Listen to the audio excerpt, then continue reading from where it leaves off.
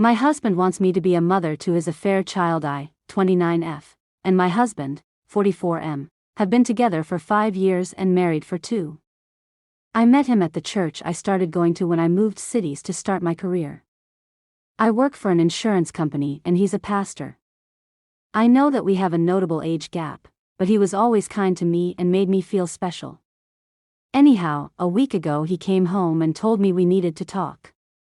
He told me through tears that he had been having an affair with one of our community members, 34F, and that she had been pregnant with twins.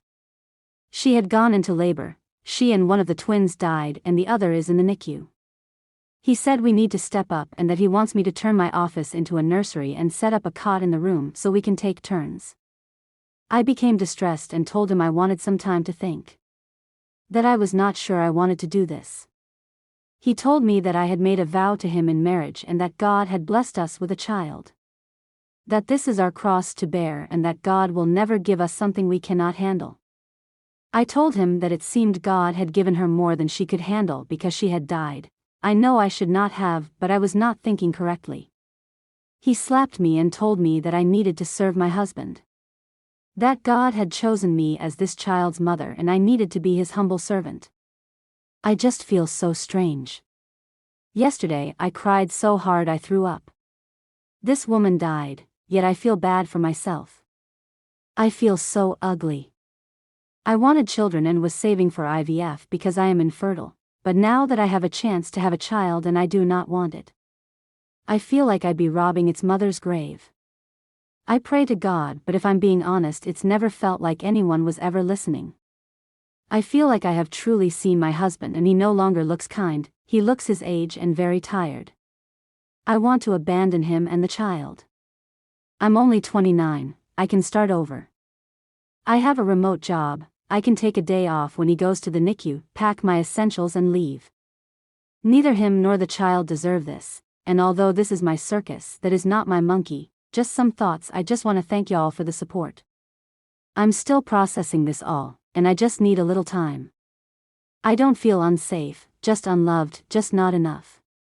My husband did apologize for slapping me and continues to express regret, but he can't take it back. Just as he cannot take back impregnating another woman which ultimately killed her. I'm just feeling so disillusioned with my whole life right now. I know I should leave. I know that there is a world out there that will not treat me like this, but I am scared of change.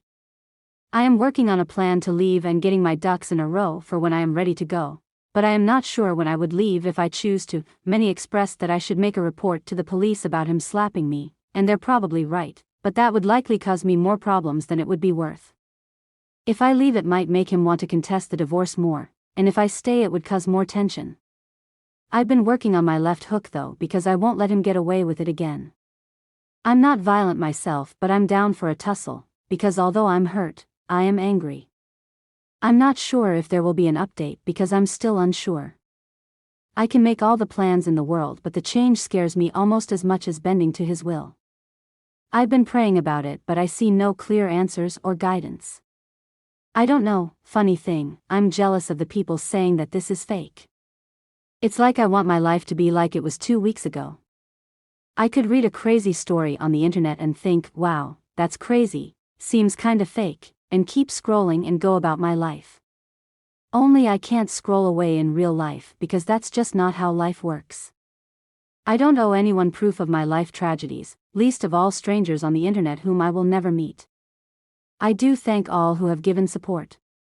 I wish I could tell you I packed my bags and left his sorry ass, but I'm not strong enough to yet. It's not that easy to do in real life as it turns out. Update: my husband wants me to be a mother to his affair child I left. If that's all you wanted to know, there it is. For those of you who asking how the other woman died, I get it. I invited you into my business. It was an amniotic fluid embolism. I don't know much about those, but I guess when they happen things go wrong really, really fast. We lived in a more rural area, so they just weren't ready for something like that to happen. That I didn't leave right away, as I know now that I should have. It just wasn't that easy. I stayed for 2 months. I knew if I did not at least try to make it work I would not be able to live with it. Not because I wanted to save my marriage, but because what ifs keep me up at night enough as is. I went to marriage counseling with my husband, but it was ultimately fruitless. Of course, it was Christian counseling. I felt like their goal was for me to forgive him rather than actually trying to help me. I was so utterly alone during that time. My parents and brother are also very religious, so even though they weren't happy with my husband, they kept urging me to do what a good Christian wife would do. That I spent so much time suffering in my own head that I began to realize that I was just going through the motions, doing what I thought people expected of me. I entered a state of derealization for a time, and that was an absolute mind FCK. The feeling of nothing being real, not even myself, was horrible. During this period my husband brought his baby home, and while he tried to split the cares 50-50 at first, he ultimately didn't trust me to look after the baby because I was lost in space. So he ended up being the primary provider. When I was with the baby, all I could think about was how its existence ruined my life. It'd look at me with big blue eyes and I would just wish it would disappear.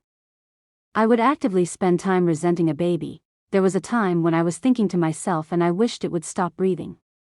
That was when I knew that I needed to leave. I was blaming a baby and wishing ill upon it, and that was not okay to do. I don't remember much about this time besides that, it's mostly a blur otherwise. I sought services through my work to talk to a therapist, and I eventually came back to earth. She helped me make a plan. At no point did I fear my husband. I truly believe the slap was a one-off event. However, screw him, he doesn't deserve closure. On a night he had a long Bible study, he always took his baby with him because he didn't trust me. I packed my essentials and dipped. I met him pretty quickly after college, so I did not have much to take as far as furnishings. I fit everything I wanted in 3 suitcases, and 4 moving boxes.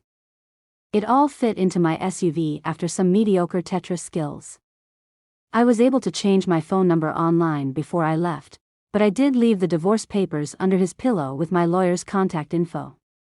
Kind of like the Tooth Fairy but for adults assholes. I was the breadwinner. In my state we were not married long enough for me to pay spousal maintenance, at least that is what my lawyer said. I own my vehicle outright, we had our own bank accounts and a shared expenses account, we filed taxes separately, and the church owns the house. He's being an ass about it all, but I'm hoping it should be done soon. I got a decent apartment in a city a few hundred miles away. I've never lived in a city this big before, everything is so expensive, but besides that I like it. I found a new therapist, met some new friends, and found a new church with loving people. I still have my days, but for the most part I'm content. I think it will always hurt on some level, but I'm working on taking my power back. I turn 30 next month, and I am hopeful it will be the start of my best decade yet.